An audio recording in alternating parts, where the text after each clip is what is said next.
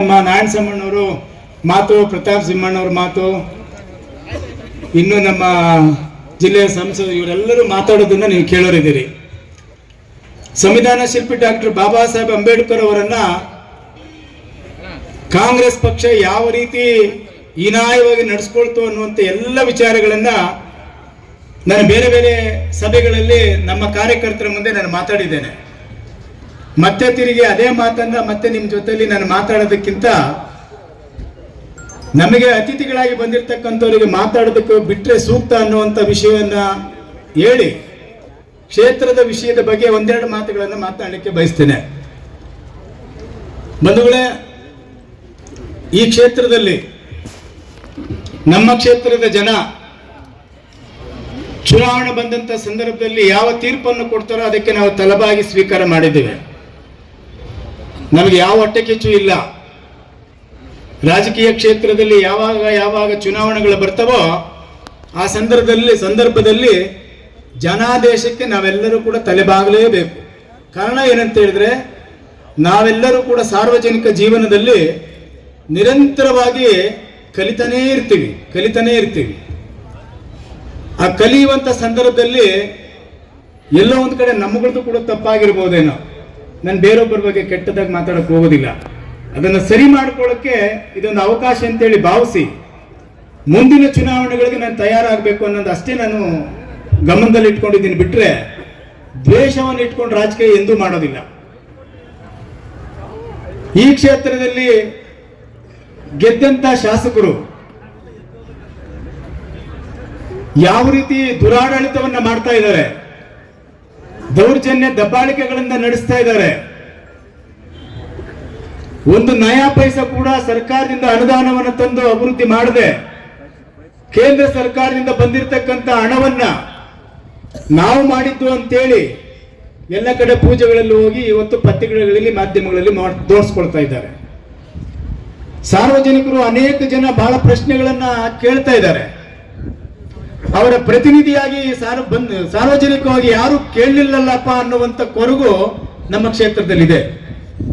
ಕಾರಣ ಏನಂತ ಹೇಳಿದ್ರೆ, ರಾಜ್ಯದ 224 ಕ್ಷೇತ್ರಗಳಲ್ಲಿ ಯಾರೇ ಗೆದ್ರೂ ಕೂಡ ಅವರು ಕೆಲಸ ಮಾಡಿ ಜನರ ಸೇವೆಯನ್ನು ಮಾಡ್ತಕ್ಕಂಥದ್ದು ನಾವೆಲ್ಲರೂ ಕೂಡ ಕಣ್ಣಾರೆ ಕಂಡಿದ್ದೀವಿ. ಆದ್ರೆ ಪ್ರತಾಪ್ ಸಿಂಹಣ್ಣ, ನಾರಾಯಣಸ್ವಾಮಣ್ಣ, ಈ ಕ್ಷೇತ್ರದಲ್ಲಿ 2 MLAಗಳಿದ್ದಾರೆ.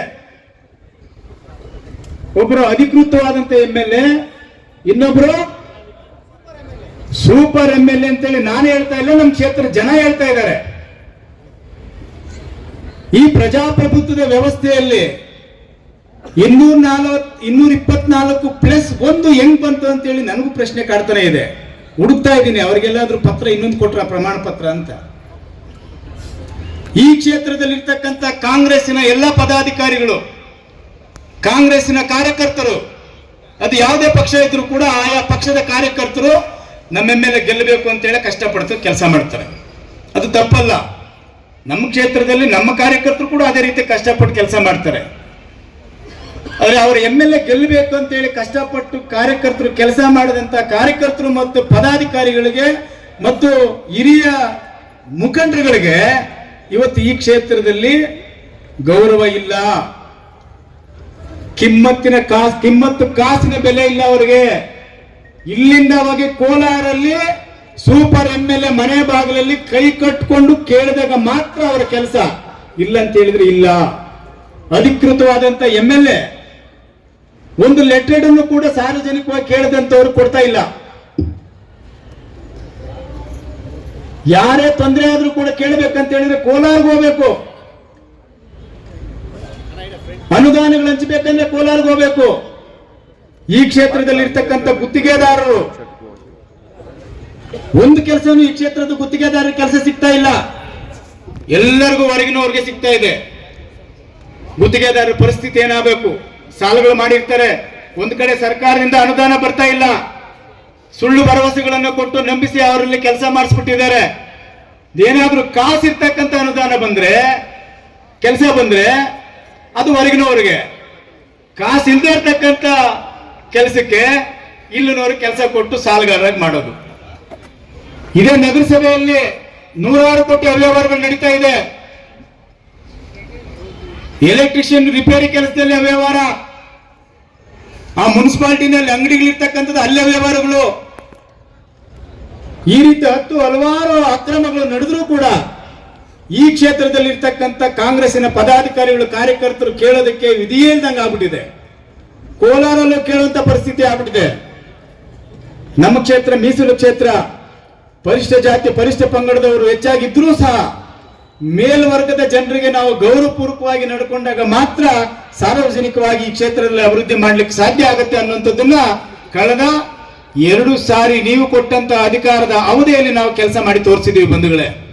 ಇಲ್ಲಿ ಕೂತಿರ್ತಕ್ಕಂಥವ್ರು ಯಾರಾದ್ರೂ ಹೇಳ್ರಿ, ಕಾಂಗ್ರೆಸ್ ಅವ್ರಿಗಾಗ್ಲಿ, JDS ಅವ್ರಿಗಾಗ್ಲಿ, RP ಅವ್ರಿಗಾಗ್ಲಿ, ಯಾವುದೇ ಪಕ್ಷದವ್ರಿಗಾಗ್ಲಿ, ನಾವು ಅಧಿಕಾರದಲ್ಲಿ ಇದ್ದಂತ ಸಂದರ್ಭದಲ್ಲಿ ಒಂದೇ ಒಂದು ಅಟ್ರಾಸಿಟಿ ಕೇಸ್ ಬೇಕಾಗಿ ಮಾಡಿಸಿದೀವಾ? ನಾವು ಮಾಡಿಸಿದೀವ ಹೇಳ್ರಿ. ಆದ್ರೆ ಇವರು ಅಧಿಕಾರಕ್ಕೆ ಬಂದ ಮೇಲೆ ಮೇಲ್ವರ್ಗದವ್ರ ಮೇಲೆ ಎಲ್ಲರ ಮೇಲೆ ಅಟ್ರಾಸಿಟಿ ಕೇಸ್ ಆಗಿದೆ. 7 ಸ್ಟೇಷನ್ ಬರುತ್ತೆ, 7 ಸ್ಟೇಷನ್ ಅಲ್ಲೂ ಅಟ್ರಾಸಿಟಿ ಕೇಸ್ ಆಗಿದೆ. ಭಯಭೀತರಾಗಿ ಇವತ್ತು ಜನ ಬದುಕುವಂತ ಪರಿಸ್ಥಿತಿ ಆಗಿದೆ.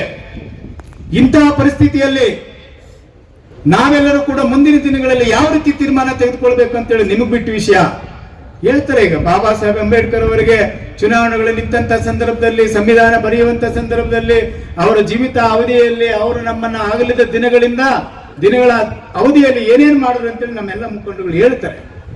ಅದನ್ನೆಲ್ಲ ಕೇಳಿದ ಮೇಲೆ ನಿಮ್ಗೆ ಅನ್ಸುತ್ತೆ, ಈ ದೇಶವನ್ನ ಆಳಿದ 62 ವರ್ಷಗಳ ಕಾಲ ಕಾಂಗ್ರೆಸ್ ಪಕ್ಷಕ್ಕೆ ನಾವು ಮೋಸವಾಗಿ ಓಟ್ ಹಾಕಿದ್ದೀವಿ. ಇನ್ನು ಮುಂದೆ ನಾವು ಎಂದೂ ಕೂಡ ಆ ಕಡೆ ತಿರುಗಿ ನೋಡಬಾರದು. ಭಾರತೀಯ ಜನತಾ ಪಾರ್ಟಿ ಮಾತ್ರ ಈ ದೇಶ, ಈ ರಾಜ್ಯ ಉದ್ಧಾರ ಮಾಡಲಿಕ್ಕೆ ಸಾಧ್ಯ ಅನ್ನುವಂಥದ್ದನ್ನ ತೀರ್ಮಾನ ಮಾಡುವಂತ ಸಮಯ ಈಗ ಪ್ರಾರಂಭ ಆಗಿದೆ.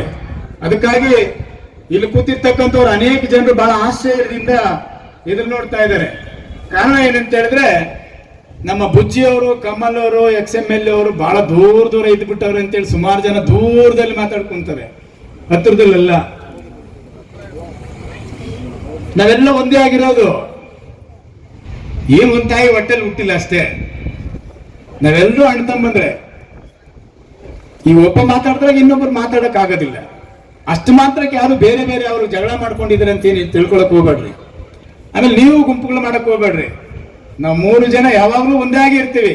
ಇದ್ರ ಮಧ್ಯೆ ನಾವೆಲ್ಲರನ್ನು ಒಟ್ಟಾಗಿ ಹೋಗ್ಬೇಕಂತೇಳಿ ನಮ್ಮ ಸಂಸದರು ಆವಾಗ ಹೇಳ್ತಾ ಇರ್ತಾರೆ, ಮಂಜಣ್ಣ ಆವಾಗ್ಲೂ ಹೇಳ್ತಾ ಇರ್ತಾರೆ, ಏನಾದ್ರೂ ಮಾಡಿ ಎಲ್ಲರೂ ಒಂದೇ ಕೆಲಸ ಮಾಡ್ಕೊಂಡು ಹೋಗ್ರಿ ಅಂತ.